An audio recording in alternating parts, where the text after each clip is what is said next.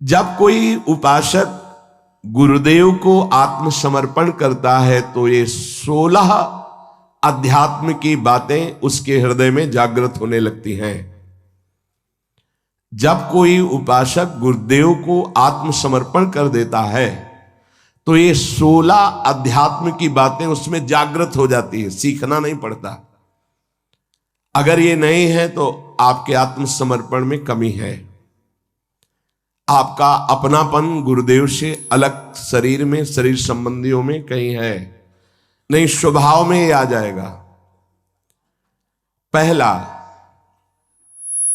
ब्रह्मचर्य, भोग वासना का नाश अपने आप ही हो जाएगा। गृहस्थ में है तो अरुचि पूर्वक धर्म का पालन करने के लिए काम का सेवन, अरुचि पूर्वक, एक आंतरिक रहस्य है।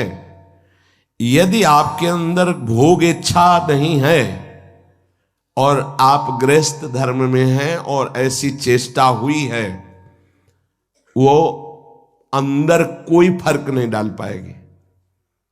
जो कामनाएं बांध कर दुर्गति कराती हैं वो उस उपासक की नहीं हो पाएगी। जो गुरु चरणारविंद में आत्मसमर्पण किए हुए है, ये बड़ा सूक्ष्म विषय अध्यात्म का है। इच्छा का ना होना और फिर कोई क्रिया होना तो उसका कोई प्रभाव नहीं पड़ता। कोई क्रिया नहीं हुई लेकिन इच्छा है, उसका प्रभाव पड़ेगा। क्रिया है धर्म पूर्वक हो रही काम की, पर कोई प्रभाव हृदय में नहीं पड़ेगा। यह आंतरिक अध्यात्म का सूत्र है। इच्छा ही बंधन कारक है। जो गुरुदेव का परब्रह्म भाव से आत्मसमर्पण करते हुए चलता है सतमार्ग में, तो पहला लक्षण जागृत होता है कि उसकी भोग वासना पर अंकुश हो जाता है। वो ब्रह्मचर्य पर ध्यान देने लगता है। ब्रह्मचर्य ये समस्त साधनों की नींव है। जिसका ब्रह्मचर्य ठीक नहीं, उसकी दिनचर्या तो एक जैसी बराबर चल ही नहीं सकती। पक्का 2-4 दिन की बात नहीं कहते। राइट टाइम पर बहुत काल तक जिसकी दिनचर्या ठीक चले, पक्का ब्रह्मचर्य ठीक है। नहीं, चल ही नहीं सकता, चल ही नहीं सकता। वो राइट टाइम पर उसकी दिनचर्या बहुत काल तक नहीं चल सकती जो ब्रह्मचारी नहीं।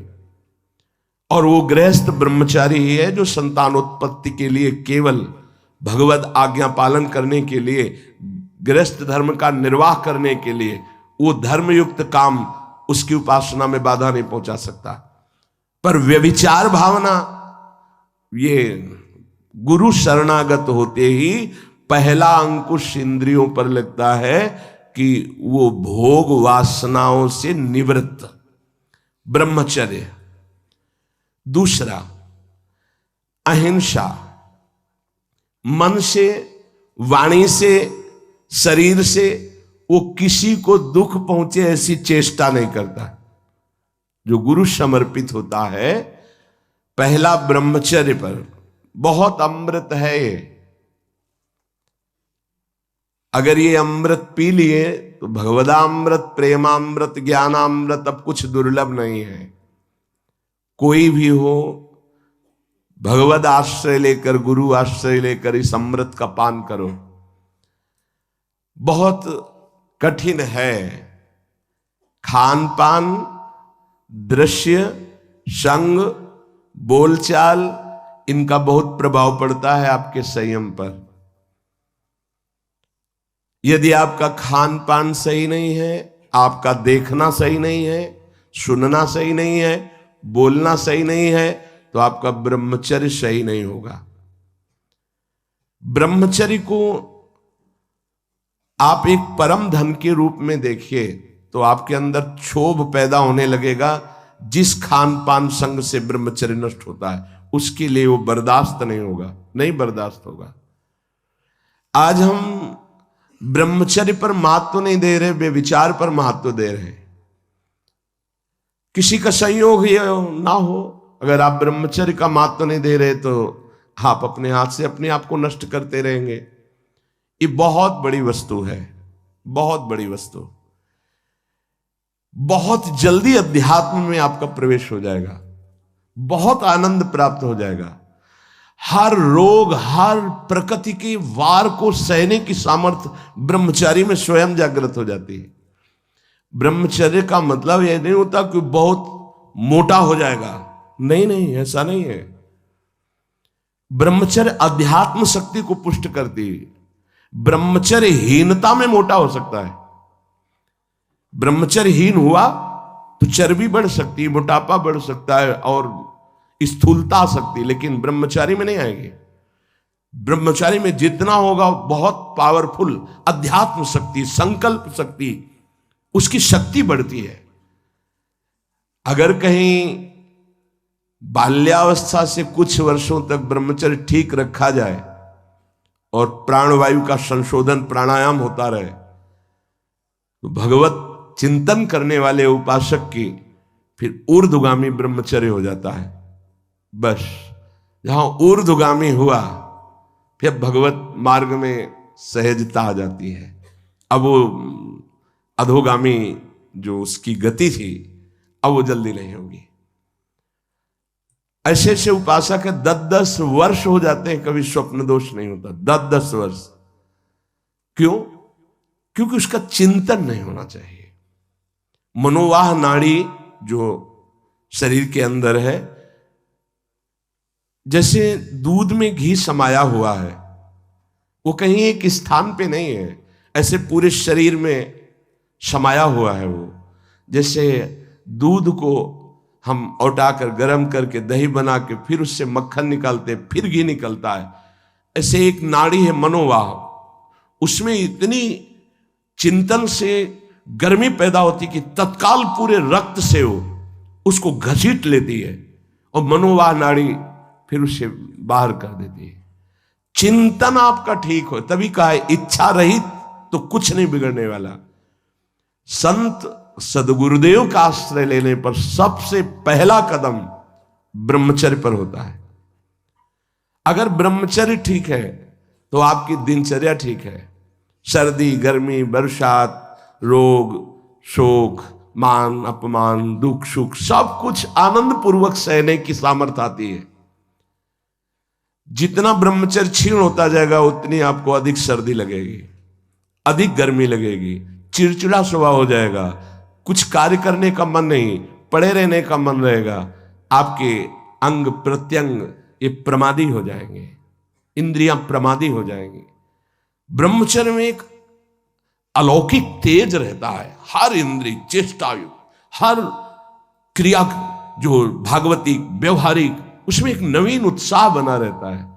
इसलिए परमार्थ के व्यवहार के जो भी कार्य करने हमें जो पावर चाहिए वो ब्रह्मचर्य से। अब ये जो सूत्र जब गुरुकुल में भर्ती होते थे, गुरु शरण होते थे, तो सबको 20-25 वर्ष तक ब्रह्मचर्य ही रहना होता था। अब ये आज का जो आधुनिक पढ़ाई, इसमें ब्रह्मचर्य का कोई महत्व ही नहीं है। ये तो भगवान की कृपा से कुछ संत महात्माओं के ऐसे वचन, तो उनसे पता चलता है कि ब्रह्मचर्य भी कोई है, नहीं तो किसी को पता ही नहीं कि ब्रह्मचर्य किसे कहते हैं। बस मनमानी आचरण करना, नए नए बच्चों में संस्कार ऐसे बिगड़ गए, वो जानते ही नहीं कि मैं क्या खिलवाड़ कर रहा हूं अपने जीवन के साथ। गुरु के पास आत्मसमर्पण करने से पहला लक्षण जागृत होता है ब्रह्मचर्य।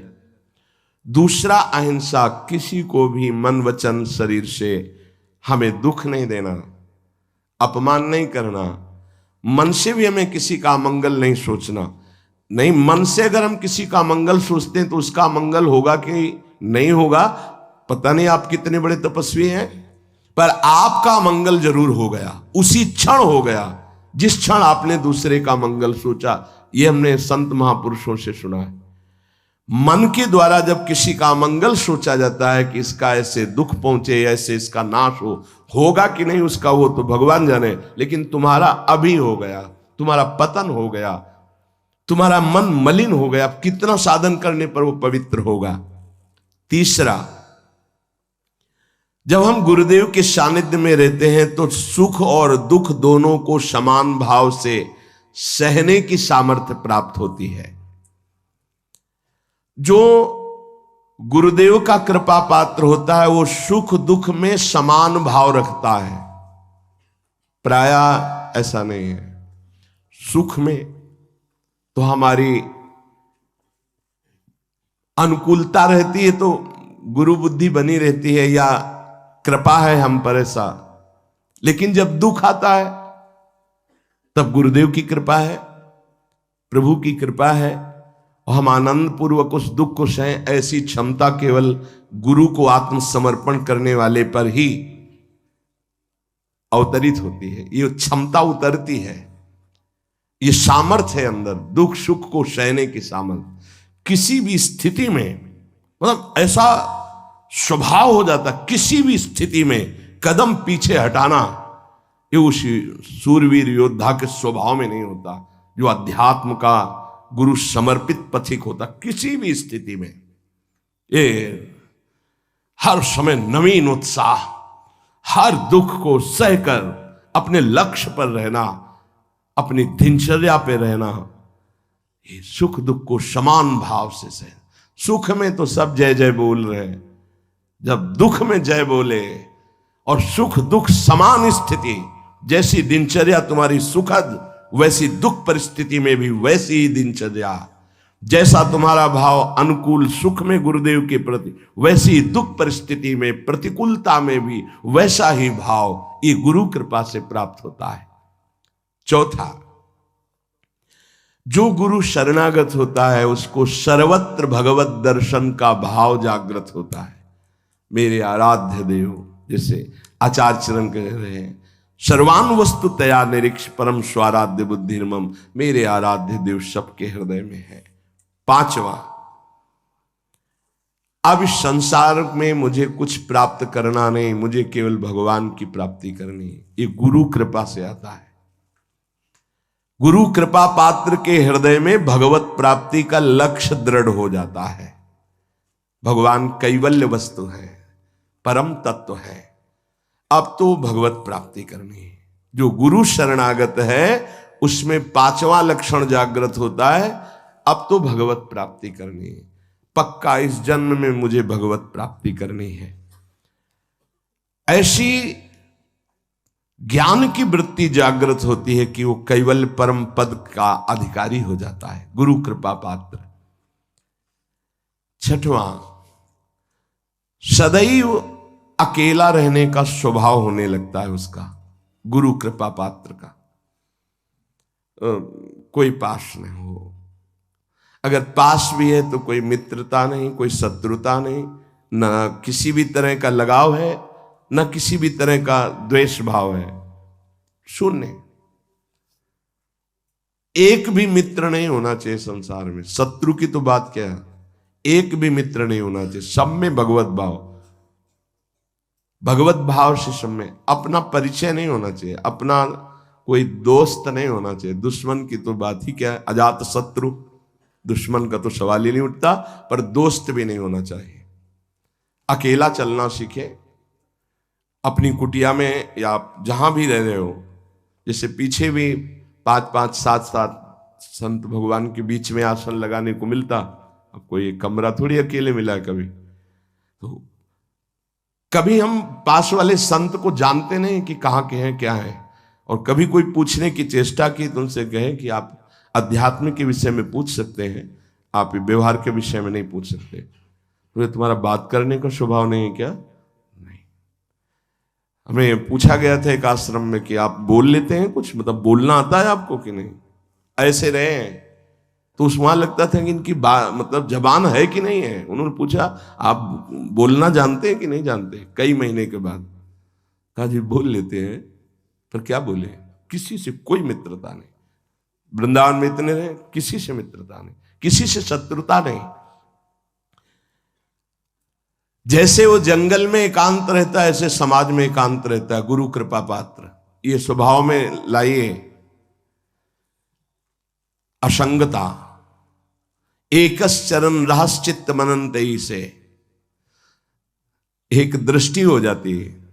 लाखों चेहरों को देखने के बाद भी एक भी इस कैमरे में छवि नहीं आएगी एक भी। अगर एकांत में बैठने पर किसी की याद आ रही तो तुम्हारा साधन बाधित हो रहा है। कैमरा खुला क्यों रखा? जैसे कैमरा खुला है, ऑफ कर दो इसे तो लोगों की नजर में आएगा कि कैमरा लगा है लेकिन ऑफ है। ऐसे होता है कैमरा ऑफ। अंदर से एकमात्र अपने लक्ष्य में, और लाखों लोगों को देख लिया, एक भी छवि नहीं आई। चाहे वो जंगल में रहे या एकांत, वो असंग रहता है। गुरु कृपा पात्र, मृदु व्यवहार, किसी से मित्रता नहीं, किसी से शत्रुता नहीं। ये देख लो, अगर इसी जन्म में भगवदानंद का अनुभव करना है तो बहुत जरूरी ये सूत्र है जो पूज्य बाबा कह रहे हैं। 7वां, अपरिग्रह। उसका संचय करने का स्वभाव नहीं, संचय करने के स्वभाव से वो रहित हो जाता है। जब जो आवश्यकता होगी प्रभु दे देंगे, संचय क्या करना है। और आप दें या ना दें हमारी चिंता नहीं। वो कह रहे योगक्षेमम वहाम्यहम्, वो खुद देखें। हमारे जीवन का लक्ष्य उनकी आज्ञा का पालन करना। अब इस जीवन का भार उनके ऊपर है। कोई कह सकता है गृहस्थी में ऐसा कैसे? गृहस्थी में जिसने कर दिया, महान संत चरित्र लिखे हुए हैं, पढ़ के देख लो।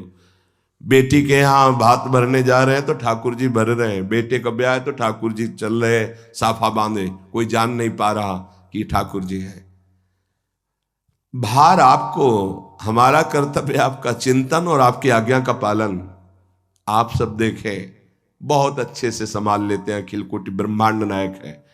और विरक्त को एकदम आकाश वृत्ति। ये बहुत अमृतमयी वृत्ति है, माधुकरी वृत्ति से भी श्रेष्ठ आकाश वृत्ति। आप जो हमारे सामने भेजेंगे वही पाएंगे, अन्यथा नहीं। ऐसे भी नहीं। एक है माधुकरी वृत्ति और एक ये है आकाश वृत्ति। मतलब भगवत विधान से आएगा जो आएगा। जैसे अपने लोग सब हैं आकाश वृत्ति में है, अब प्रभु की इच्छा से है तो आज वो ऐसा पवा दे रहे हैं, उनकी इच्छा है आज ऐसा।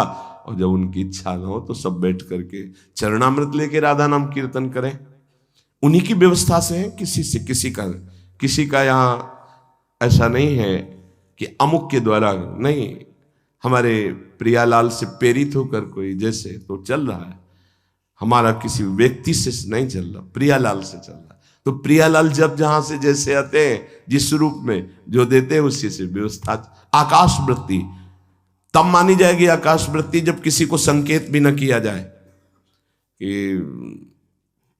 ऐसा, थोड़ा संकेत भी नहीं। और इस बात के लिए बहुत कड़ाई से यहां है कि अगर कभी किसी को कोई संकेत करते मिल जाए तो ये समझ लेना कि वो हमारे सिद्धांत के विपरीत अपराध कर रहा है, और वो जरूर हमें सूचना दी जाए। संकेत भी नहीं कि आज आप संतों को भोजन करा दीजिए, संकेत भी नहीं। हाँ, कोई प्रार्थना करता है, ठीक भाई, आप जो दे देते हैं उसी से हम संतों को पवा देते हैं। अगर 1 रुपया आता है तो 1 रुपये में भी भंडारा हो जाएगा। 1 रुपये का नमक ले आओ, दाल में डाल दो, सब संतों को पवाने हो जाएगा। हमारा भगवत विधान से चले। आकाश वृत्ति बहुत अमृतमयी वृत्ति होती है, और बड़ी निश्चिंतता होती है इसमें, और बड़ी क्षमता होती है इसमें। कई दिन न मिलने पर भी कोई निराशा नहीं होती थी काशी में। अपरिग्रह, अपने लिए शरीर सुख के लिए संचय ना करें, ये वृत्ति आ जाती है। गृहस्थ में भी रहते हुए अपने लिए नहीं, ये परिवार है, अतिथि है, उनके लिए अपने भोग वासना का गुरु कृपा पात्र के हृदय में स्थान नहीं रह जाता है। तभी कोई झगड़ा नहीं, कोई अशांति नहीं, हर स्थिति में शांत रहता है, मृदु स्वभाव रहता है। जो अहम लिए तो बहुत उसमें क्रूरता होती है, कठोरता होती है, बड़ी उसमें जलन होती। काहे को जलो, आनंद मगन रहो। अपरिग्रह। 8वां, परम संतोष उसके हृदय में जागृत हो जाता है। क्यों? क्योंकि उसको ये बोध हो जाता है कि अनंत ब्रह्मांडों का स्वामी प्रभु वो मेरा है, जिस समय जैसी परिस्थिति उसको संभालना बहुत अच्छी तरह। सच्ची कहते हैं, आप केवल निश्चिंत होकर शरणागत रहें, बहुत अच्छे से व्यवहारों कराते। हमें तो देख के आश्चर्य होता है। एक एक वस्तु को संभालना उनका कार्य, एक एक हर जगह श्री जी की कृपा और श्री जी का विधान दिखाई देता है कि ओहो कैसा उनका विधान है, कैसा उनका मंगल विधान है। आठवां है कि गुरु कृपा पात्र के हृदय में संतोष जागृत हो जाए। संतोष ये बहुत बड़ा धन है। बिन संतोष न काम न साही, वो अछत काम सुख सपने नाही। जैसी परिस्थिति उसमें संतुष्ट रहना। संतुष्ट एन केनवा, बाहर की या अंदर की। संतोष का मतलब केवल बाहर से नहीं है, अंदर भी विक्षिप्त है तो आनंद है, शांत है तो आनंद है। कोई जान न पावे कि आप विक्षिप्त है, हृदय आपका या शांत है। संतुष्ट एन केनवा, बाहर या अंदर दोनों परिस्थिति में संतुष्ट रहना। जैसी प्रभु की द्वारा इस समय दी स्थिति है, जल रहा है शांत, किसी से कहो मत। आनंदित है, फूलो मत, चुप शांत गंभीर। संतोष अंदर और बाहर दोनों जगह। नवा नंबर है भगवान और संतों के वाक्यों में पूर्ण श्रद्धा। जैसे श्रीमद् भगवत गीता जी, भागवत जी या भगवत प्रेमी महात्माओं के वचन, तो उसमें कोई कुतर्क नहीं। गुरु कृपा पात्र ज्यों का त्यों उस विश्वास पूर्वक उसे स्वीकार करता है। जैसा बोला गया वैसा ही, उसमें अपनी बात लगाना नहीं। जो आत्मसमर्पण नहीं किए होते, दूर की श्रद्धा होती है, उसका कुछ और लक्षण होता है। जितना बोला गया उतना वो पहले अपने अनुकूल निकालते हैं उसमें से, कि ऐसे भी तो हो सकता है, ऐसा थोड़ी होता है, ऐसा होता, और फिर अनुकूल बात वो स्वीकार करते हैं। गुरुदेव या शास्त्र कभी मन के अनुकूल नहीं होते, मन को उनके अनुकूल बनाना पड़ेगा। मन तो बहुत विचित्र है। हम लोग शास्त्र और गुरु के वाक्यों को अपने अनुकूल मन के बनाते हैं। इतने में चल जाए, इतना बता देंगे, इतना छुपा लेंगे, इतना कर देंगे, इतना नहीं करेंगे, इतना अनुकूल है, इतना नहीं। लेकिन जो आत्मसमर्पण किए होता है, वो भगवान और संतों के वाक्यों में ज्यों का त्यों विश्वास उसको होता है। 10वां, वो नींद पर विजय प्राप्त कर लेता है। ये बहुत समय को बर्बाद करने वाली निद्रा होती है। बहुत से ऐसे साधक हैं जो इससे बहुत परेशान हैं। अगर आपका नियम पक्का हो जाए तो आप इस पर विजय प्राप्त कर लेंगे। बाल्यावस्था में जो साधन काल में बहुत परेशान करती है। नहीं, माला चल रहा है, जैसे गायत्री अनुष्ठान था तो हमने खुद देखा है, अब वो कब छूट गया माला, अब जप रहे माला, बड़ा गुस्सा आता है, बार बार विघ्न पैदा कर। ये जो निद्रा है ये बहुत बड़ी शत्रु है साधक के लिए। गुरु शरणागत का नींद पर विजय प्राप्त हो जाती है, ऐसा है। हम अपने सदगुरुदेव भगवान की दिनचर्या देखी, वहीं रह करके, वहीं रहे ना, काफी समय तक गुरुदेव भगवान के पास ही रहे। 1 बजे रात्रि तक पूज्य महाराज जी भजन करते थे।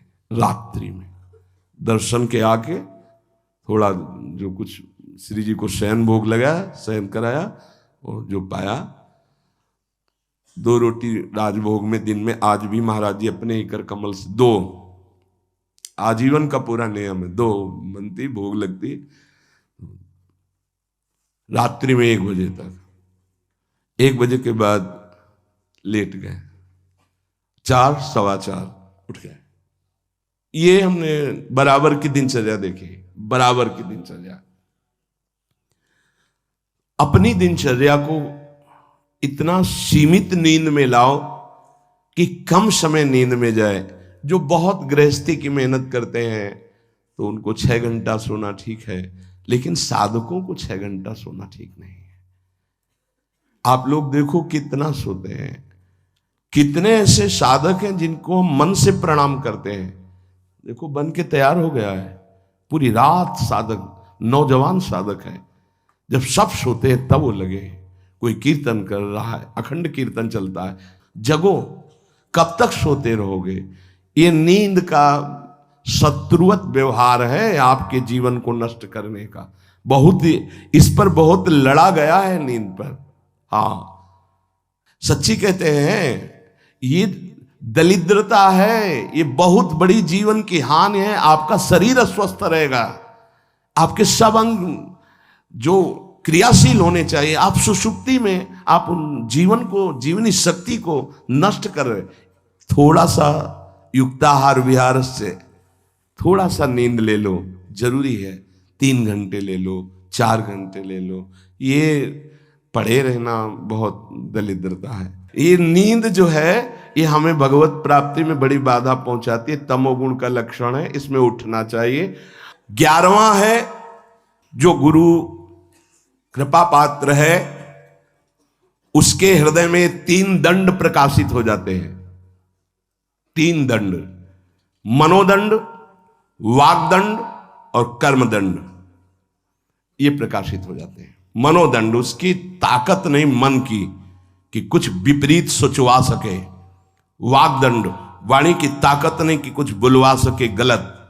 और कर्मदंड, शरीर की ताकत नहीं कि कुछ गलत करवा सके। ये 3 दंड उसके अंदर प्रकट हो जाते हैं। और आप प्राय देखते हैं काशी के संन्यास मार्ग में जो दंड दिया जाता है उन्हें त्रिदंडी स्वामी कहा जाता है। एकादश स्कंद में भागवत में लिखा है यही। मन का निसंकल्प होना दंड, वाणी का मौन होना दंड, और कर्म का न्यास कर देना, त्याग कर देना। अगर ये 3 दंड है तो त्रिदंड लेना सार्थक हुआ। तो यहां करें गुरु कृपा पात्र के अंदर 3 दंड जागृत हो जाते हैं। मनोदंड, मन की ताकत नहीं कि आज्ञा के विपरीत चल सके। वागदंड, वाणी की ताकत नहीं कि फजूल की वार्ता, बेकार की वार्ता, गलत अश्लील भाषण या ऐसा प्रपंच वार्ता, ग्राम्य कथा, निंदा स्तुति, ये सब नहीं। वागदंड। कर्मदंड, शास्त्र विरुद्ध आचरण उससे हो ही नहीं सकते, भूल न दे कुमारक पाऊं। 12वां, गुरु कृपा पात्र के ध्यान में आराध्य देव झलकते हैं, झलकने लगते हैं। ये गुरु कृपा से ही होता है। आराध्य देव उसके ध्यान में, जैसे हम आंख खुले हुए तो ऐसे आंख खुली हो तो आपके भाव में वो विराजमान है। वहां ये ध्यान नहीं करना कि आंख मूंद कर कैसे चरणारविंद, ऐसे खुली आंख में सांवले चरणारविंद, गोरे चरणारविंद, उनका पीतांबर नीलांबर पूरा गुरु कृपा से हो हर समय भाव देह में।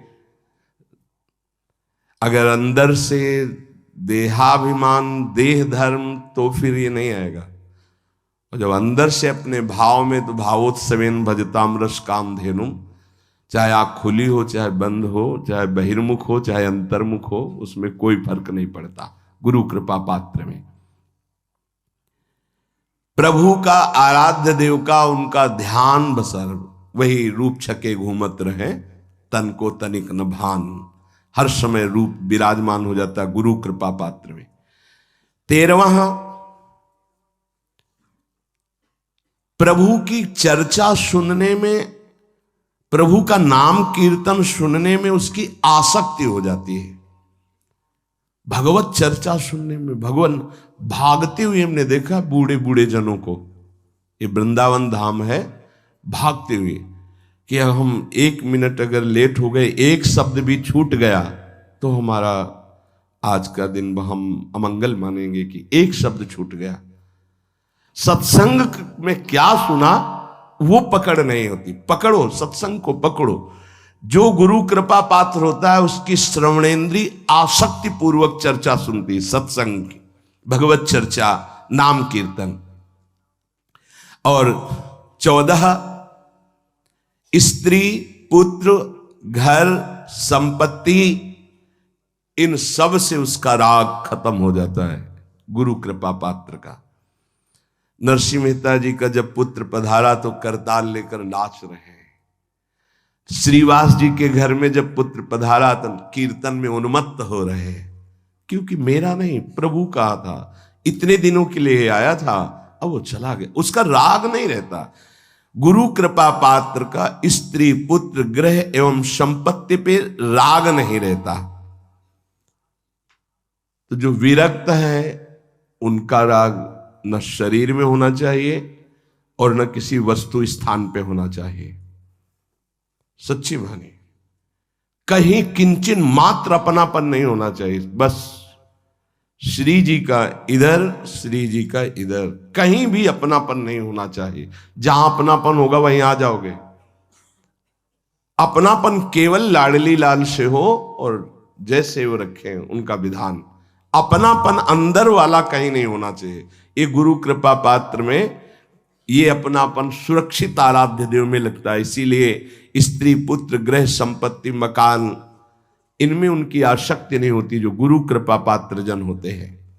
15वां, भक्तों से कैसे प्रेम किया जाता है, ये भाव आ जाता है। भक्तों से कैसे प्रेम किया जाता है, भगवान से भी बढ़कर जिनके अंदर भक्तों के प्रति भाव आ गया, धन्याति धन्य हो गए। भगवान स्वयं कह रहे मोते अधिक संत कर ले। ओहो वास्तव मेरे भगवान के पार्षद प्रेमी जनों के दर्शन, अहो वास्तविक आनंद की प्राप्ति होती है। जब भगवत अनुरागी संतों का सानिध्य मिलता है तो दिन भर एक फूलन होती है। जिस दिन एकांतिक में कोई संत नहीं आता उस दिन हमारा मन निराश हो जाता है प्रगट में कि आज अधूरा एकांतिक रहा, संत भगवान नहीं पधारे। और जिस दिन संत भगवान के वैसे कृपा होती है, चाहे एक दो संत भगवान आए पर दर्शन हो जाते हैं, पर बाई चांस कभी अगर दर्शन ना हुए तो हृदय जलता है कि हमारा ठीक है देश सत्संग सब, लेकिन संत दर्शन, संत भगवान कृपा करके पधारे, ये जीवन की हमारी उपलब्धि है। जो प्रभु मोहि अनुग्रह कीन्हा तो तुम आई दरस हठ दीना। अपनी तरफ से आकर जब दर्शन देते हैं तो मन नाच पड़ता है, मेरे प्रभु मेरी लाडली लाल की कृपा ना होती तो संत दर्शन कैसे देते आकर। भक्तजनों से प्रेम, भक्तजनों का आदर, भक्तजनों के प्रति भाव, ये गुरु कृपा से आता है। गुरु सोई जो साधु सेवावे और साधु सोई जो विषय छुड़ावे, हरिराम व्यास जी ने कहा। और 16वां, चराचर जगत के प्रति सेवक भाव अपना प्रकट हो जाना। जैसे गोस्वामी जी, सी राम मैं सब जग जानी, करो प्रणाम जोरी जुग पानी। पूरा जगत हमारे प्रिया प्रीतम का स्वरूप है। सब जगत के जितने भी चराचर हैं इन सबका मैं सेवक हूं। ये आखिरी गुरु कृपा पात्र में लक्षण प्रकट होता है, चराचर जगत का सेवक। ये बहुत बड़ी बात है। चराचर जगत का सेवक सिर्फ श्री भगवान ही होते हैं, या श्री भगवत भाव को प्राप्त हुआ वो महापुरुष होता है। सो अनन्य गति जाके असमति न टरे हनुमंत, मैं सेवक सचराचर रूप स्वामी भगवंत। ये बहुत अंतिम विश्राम स्थिति, चराचर जगत मेरे आराध्य का रूप है और मैं सबका सेवक हूं। ये गुरु कृपा पात्र में आता है। नहीं तो सबका स्वामी बनने में सुख मन को है, सेवक बनने में नहीं है। वो वास्तविक परमानंद की बाढ़ सेवक बनने में ही आएगी। पर सेवक वही है जो सुख की चाह छोड़ दे। सेवक सुख चाह मान भिखारी, व्यसनी धन शुभ गति व्यभिचारी। सेवक तो स्वामी को सुख पहुंचाने में ही आनंदित रहता है, उसको सुख वांछा होती नहीं, वही सेवक है। पूज्य श्री उड़िया बाबा जी महाराज चलते फिरते ब्रह्म साक्षात।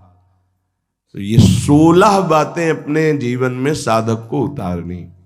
पहला, गुरु कृपा पात्र के हृदय में ब्रह्मचर्य का संयम प्रकट होता है, साधन ब्रह्मचर्य। दूसरा, अहिंसा, किसी को मन वचन कर्म से दुख ना पहुंचाना।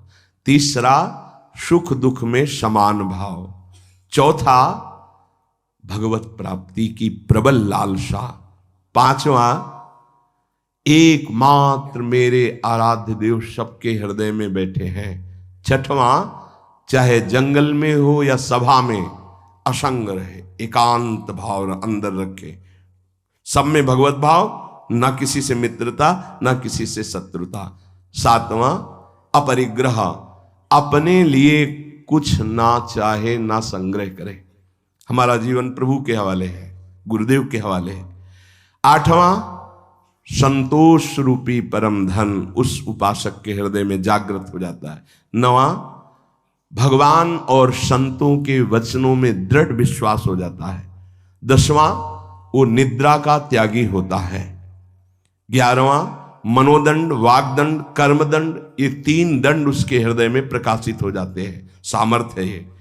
12वां, अपने आराध्य देव का ध्यान हर समय गुरु कृपा से उसके भाव में बना रहता है। 13वां, वो भगवान की चर्चा और नाम कीर्तन सुनने में बहुत आसक्ति रखता है। ये हनुमान जी के लिए आया है। जहां कोई नाम कीर्तन करने लगे, जहां कथा होने लगे, तो महाराज वहां आंसू प्रवाह करते हुए बैठे रहते हैं।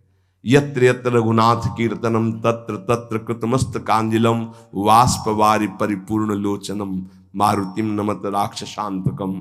हनुमान जी महाराज आंसू बहाते हुए कथा सुनते हैं, नाम कीर्तन सुनते हैं।